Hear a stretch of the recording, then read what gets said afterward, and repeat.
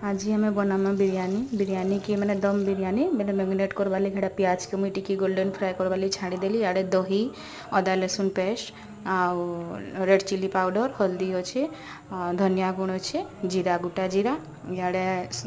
टिकी मिर्चा रखीचे मुई कचा मिर्चा इे पुदीना पतर अच्छे धनिया पतर अच्छे इे देखुन प्याजटा यहाँ बाहरी गला वीडियो रे तो के जाने केन्ता कलर लगुच बाकी मैंने हेन्ता देखला बेले भल दिशुला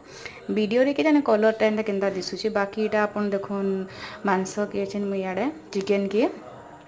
मैरिनेट करवार लगे सबू जहाँ जहाँ रखी थी मिक्स करदेमी गोटे लेंबू हेटा देली लेंबू देकर तापर टमाटर जहाँ जहाँ रखी थी सबू देकर मैरिनेट करी ताकि मुई गोटे घंटा लगी फ्रिज रे रखीदेमी आउ इटा के फ्रिज रे रखिक गोटे घंटा लगी तापर मुई राइसटा प्रिपेयर करमी सबू के भल भाव सानी देबे दही पकईदेली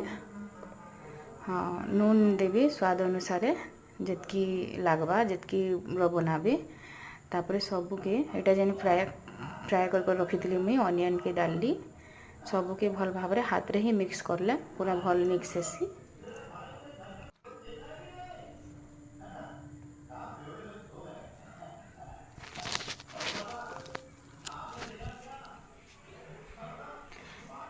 भल से यहाँ मैरिनेट हो गला देखुन मुई ताके फ्रिज भितर रखीदेमी घंटे रू 1.5 घंटा लगे आउ बासमती राइस के मुई घंटे लगे इटा भिजे कर रखी दी देखुन तापर गोटे इथिरे आमे गरम मसला देमा दालचीनी गोल मिर्च जहाँ जहाँ टिके थिबा आपन कोन गरम मसला जेनटा अवेलेबल थिबा सेटा डाली करी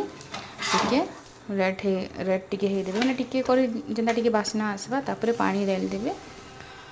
पानी दे देबे नून दे देबे सेटा के बॉयल वाले छाड़ी देबे इे आमे मांस के जेन मैरिनेट कर अच्छी प्रिपेयर करमा बिरयानी लगी जेन आमे रखी थिला मांस के मैरिनेट करी सेटा के इथिरे डालवाले आमे पहला टिके अदा लसुन पेस्ट देला गरम मसला देला तारपरे जेन मांस के मैरिनेट कर रखी थिला सेटा के आमे इथिरे छाड़ देमा इथिरे टिके 8-10 मिनट जेनता टिके भाजी हो जिबा सेनता जेन थी मैरिनेट करथिला सेतिरे पानी टिके नेमा सही पानी के भी इथिरे डाली देमा इे देखुन बॉयल आई जाइथिला पानी रे बेले मुई जेते जेन आमर रखी थी बासमती राइस के बुतरई करी सेटा के डाली देली आ नून टिके डाली कर सेटा के